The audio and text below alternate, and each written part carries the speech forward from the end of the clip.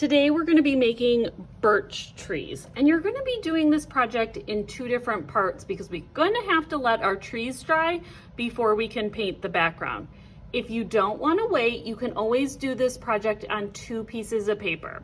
So we're going to make our birch trees and then we're going to paint the background. You can always make your birch trees, let this paper dry, use a second piece of paper, paint a background, cut out your trees and glue them on the background.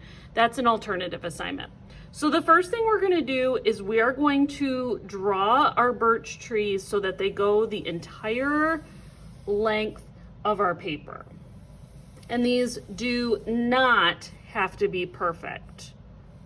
So what I'm doing is I'm just drawing them from the top of my paper to the bottom of my paper. If you want to use a ruler, you can, but you don't have to. And I think I'm going to get about 4 trees on my paper.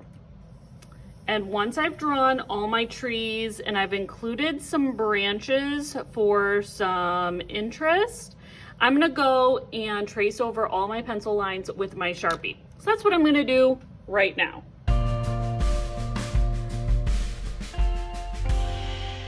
Okay, now that my trees are done, grab some cardboard. So this is cardboard from a food or a cereal box that you have at your house.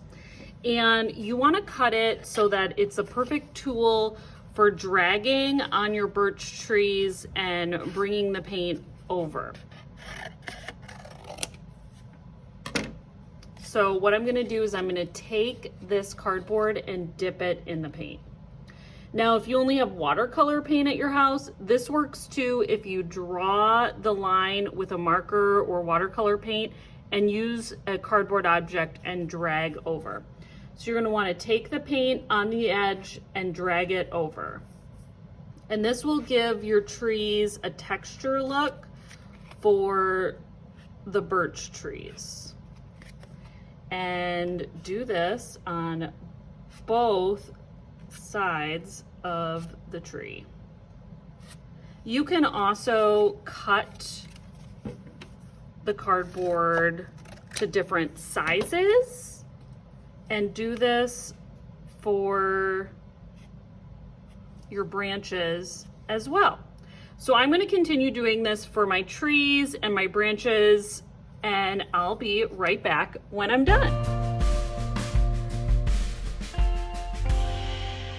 While I was working, I decided I liked the look of my trees when I kind of dabbed off the extra paint on my paper plate so that I got more of a textured look instead of a thick, dark painted look. Either one is fine.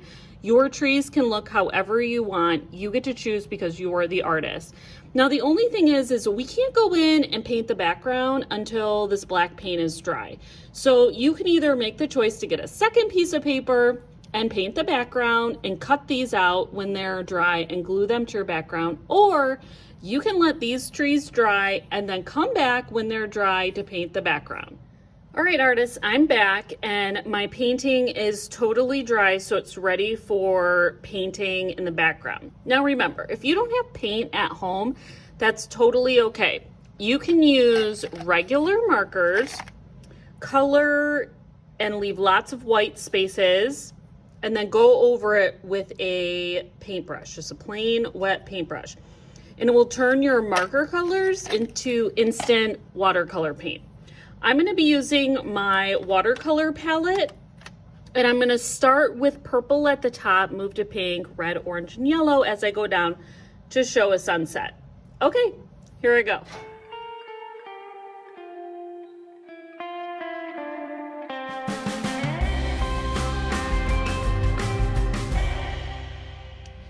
Okay, artists, my painting is done. I finished painting the background of my painting with the sunset of colors. I've blended the colors in between to kind of create an ombre or gradient effect. I hope you enjoyed painting the textures on the birch trees as much as I did. I'll see you next time, artists. Bye!